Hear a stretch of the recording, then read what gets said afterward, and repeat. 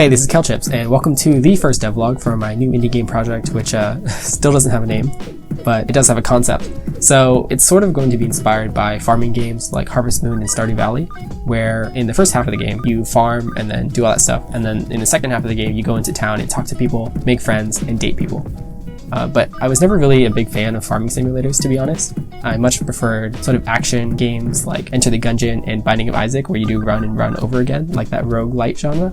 But I wanted to combine those two things, the roguelite games, which are full of action and really engaging, and then the sort of softer narrative experience of going to town and making friends and forming romantic relationships into one project.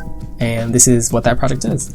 So instead of farming and going into the town, you'll be hunting monsters in dungeons and then going to a town, which I thought was kind of an ironic but pretty cool mashup.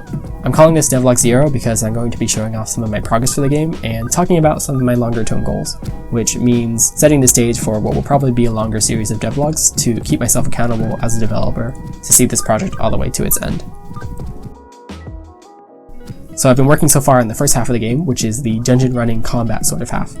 So right now it just sort of functions as a combat demo, but these skeletons are just one of the many monsters you'll be fighting.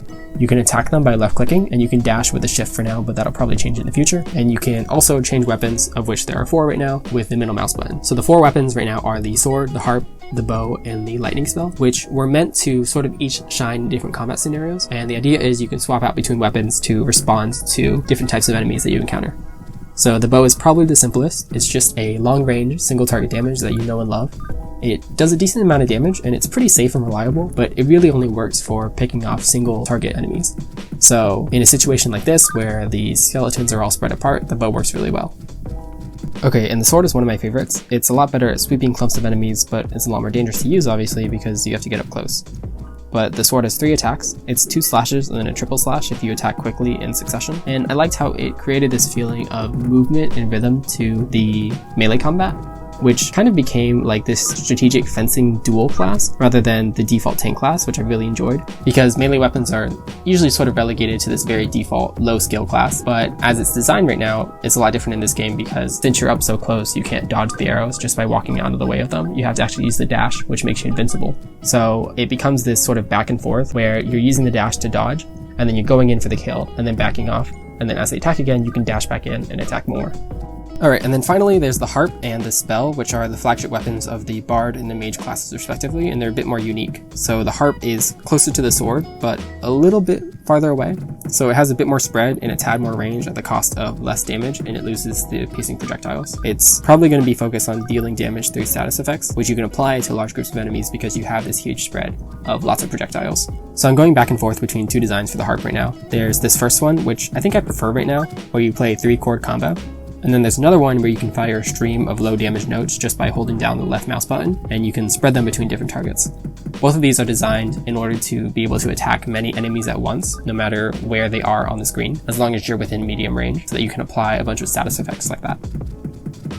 I think the former is closer to the sword, which was my initial vision for the harp, and the second is closer to the bow, but at low range with a faster fire rate.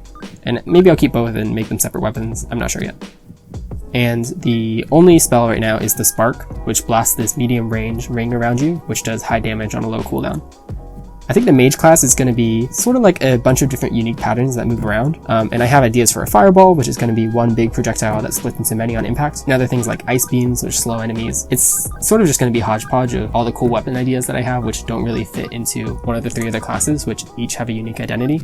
And I like how that makes the wizard sort of this jack of all trades. Anyway, the attack system right now is pretty robust, so you can swap out projectiles and even the attacks that a weapon can launch, varying their cooldowns. So I can add more weapons pretty easily, which is a pretty scalable system. And that was a deliberate decision because I think the core fun of a combat loop is finding new weapons and trying them out. At least that's what I enjoyed from this style of game, playing them myself. So I use scriptable objects to do this, and with this system I can add new weapons to the game without mucking up code as more and more are added. So if you're interested, basically a weapon is a container which has a list of attack objects that it should execute, and each of those attacks also has a container of all the projectiles that make them up. So for example, the sword is a weapon, which is one container. It has 3 attacks.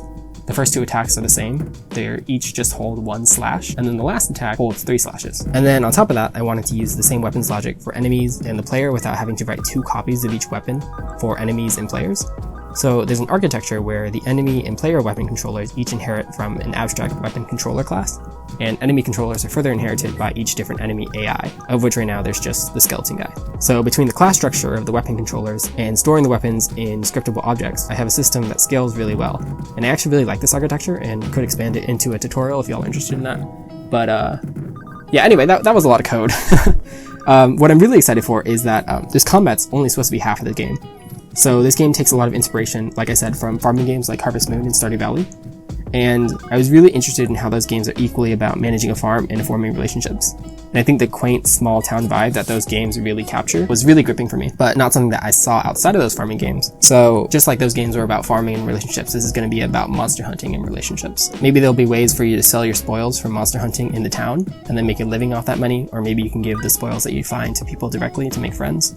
And then you can get bonuses from various friends that help you in the dungeon. And maybe eventually the friends will actually be able to come with you into the dungeon, but that seems like a pretty big project and maybe out of the scope of what I can do alone.